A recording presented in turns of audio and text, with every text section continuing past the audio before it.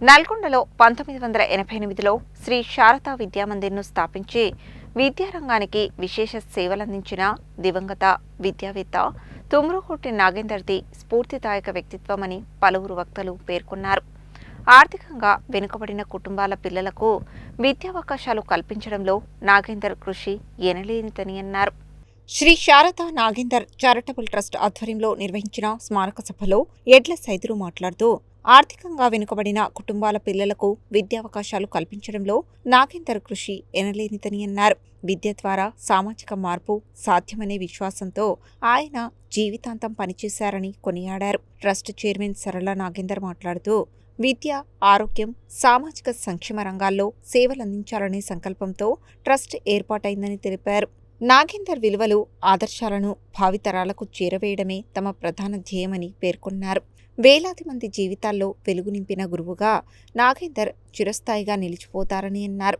ఆయన చూపిన బాటలో నడుస్తూ సమాజానికి ఉపయోగపడే కార్యక్రమాలకు అందరూ తోడ్పాటు అందించాలని పిలుపునిచ్చారు. ప్రముఖ నాట్యాచార్యులు ఎస్ఆర్ వెంకన్న మాట్లాడుతూ విద్యారంగంలో నాగేందర్ చూపిన అంకితభావం ఆదర్శప్రాయమని అభిప్రాయపడ్డారు.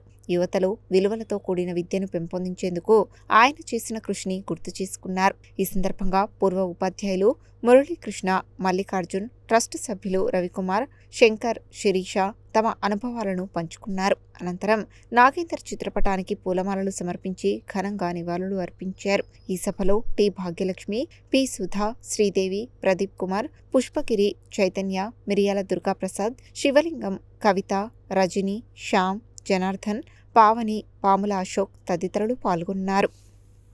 విద్యార్థులు చేసే ఈ కార్యక్రమం హర్షించదగిన విషయము. ఈ ట్రస్ట్ని ఇదే విధంగా కొనసాగించాలి, వివిధ రకాల సేవా కార్యక్రమాలు చేయాలని కోరుకుంటున్నాను. శ్రీ తుమ్రుకోటి నాగేందర్ గారు 1988లో శ్రీ శారదా విద్యామందిర్ హై స్కూల్ను రామగిరి నందు గాంధీనగర్లో ప్రారంభించారు.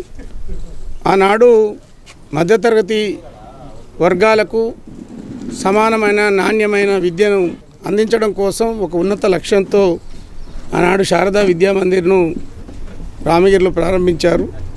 ఎలాంటి లాభాపేక్ష లేకుండా విద్యార్థుల నుంచి మినిమం ఫీజులతో నాణ్యమైన విద్యను అందించి ఈరోజు ప్రపంచవ్యాప్తంగా ఇతర దేశాల్లో కూడా మంచిగా రాణించే విధంగా విద్యార్థులు ముందుకు వెళ్ళారు.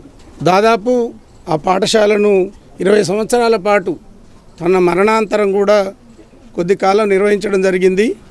అనివార్య పరిస్థితుల మూలంగా పోయిన తర్వాత విద్యార్థులందరూ, ఉపాధ్యాయులు ఒక సమున్నత లక్ష్యంతో ట్రస్టును ఏర్పాటు చేసుకోవాలని, వారి పేరు చిరస్మరణీయంగా ఉండడం కోసం ట్రస్టును రిజిస్ట్రేషన్ చేయించారు.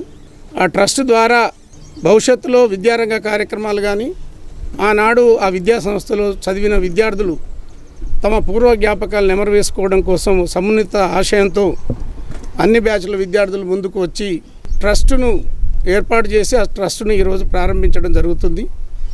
ఆ ట్రస్ట్ ద్వారా అందరూ స్వచ్ఛందంగా తమ శక్తి మేరకు దాని ఆర్థిక సహాయం అనర్చి ఒక బిల్డింగ్ నిర్మాణం చేసి భవిష్యత్తులో విద్యార్థులు, ఉపాధ్యాయులు అందరూ కలిసి ఆ ట్రస్ట్ మందిరంలో కలుసుకొని మాట్లాడడం కోసం, నాగేందర్ గారి జ్ఞాపకార్థం కోసం, నాగేందర్ గారి స్మృతులు, తన ఆశలు చిరకాలం నిలిచే విధంగా భవిష్యత్ తరాలకు తన యొక్క కృషిని అందించే విధంగా ఆనాడు తను పాఠశాల పెట్టినాడు కూడా ఆశించింది అదేవిధంగా ట్రస్టును కొనసాగించడం కోసం ముఖ్యంగా పేద విద్యార్థులకు చదువు, ఉద్యోగం, విద్య ఇలాంటి అవకాశాలు కల్పించడం కోసం ట్రస్ట్ పనిచేస్తుంది.